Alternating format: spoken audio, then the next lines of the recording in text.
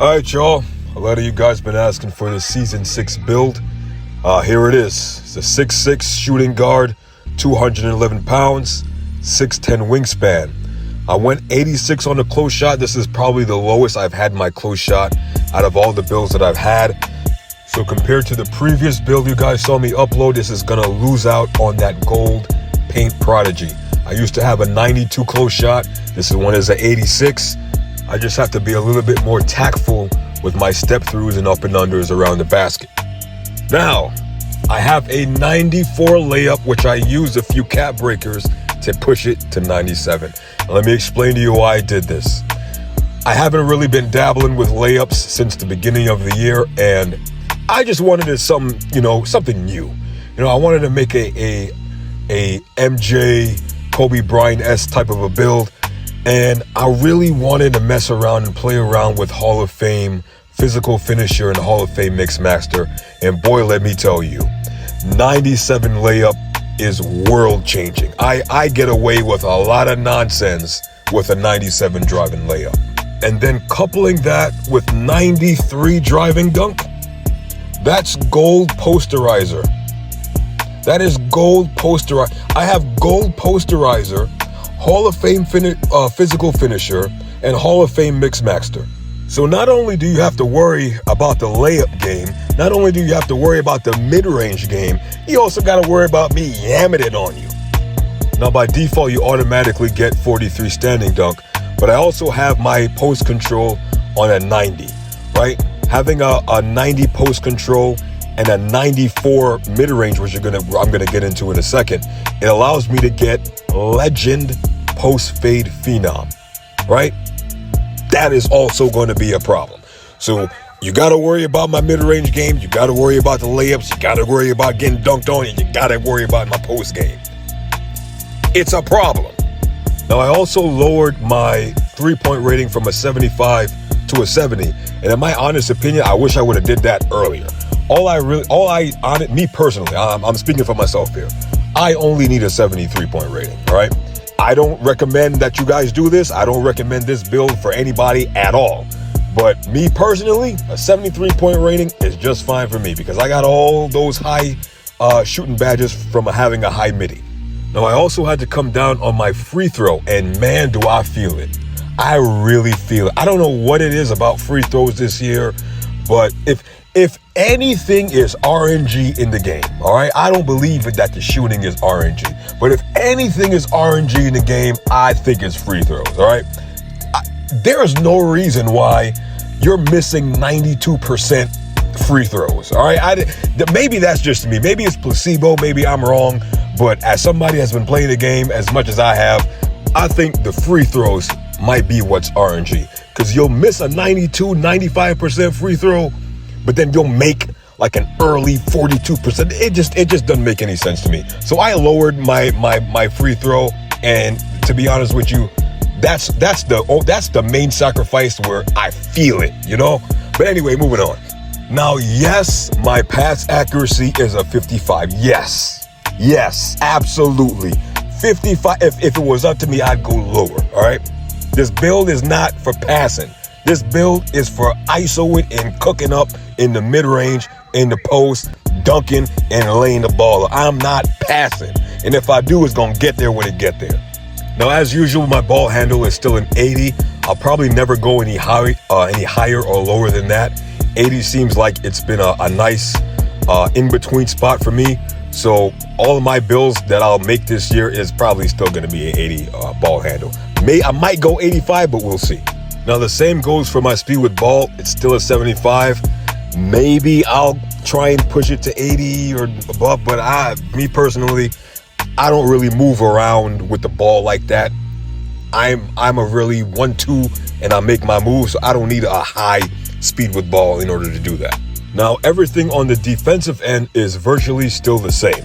The only difference, right, is going to be these physicals. And you're going to see why I got an 89 agility. Let me explain to you why I went higher on my agility. For me personally, it feels like my lateral quickness is better. My defensive reaction time is better due to my agility.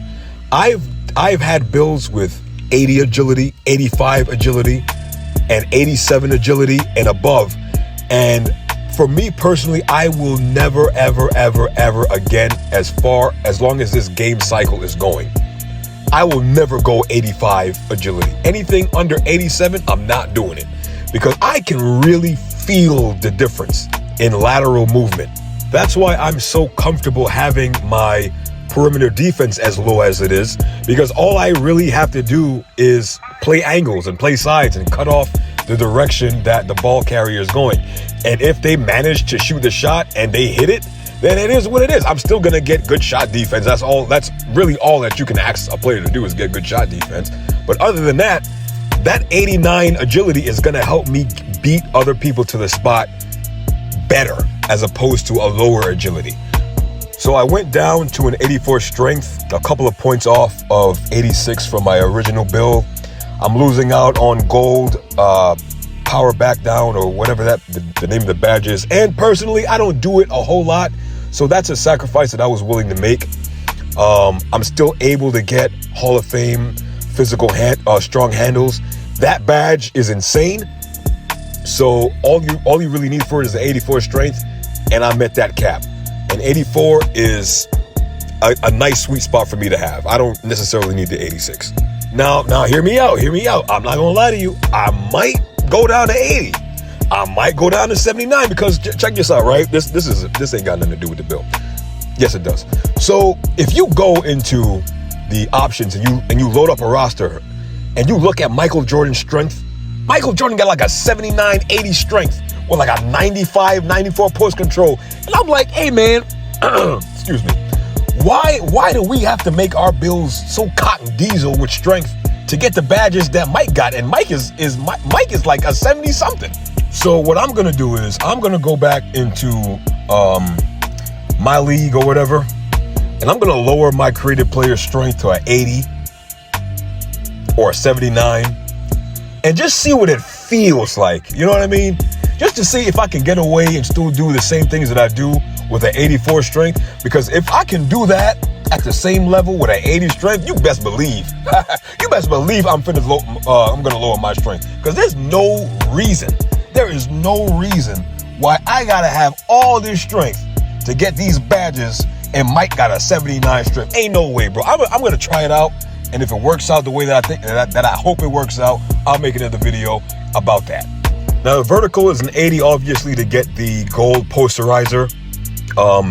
It also helps me get a few more rebounds, even though I don't have the badge for it. So having a high vertical helps a lot. Now, these are my cap breakers. I put 3 on the layup, 2 on the mid-range, so I can get that 94 mid-range, so I can get that legend post-fade phenom.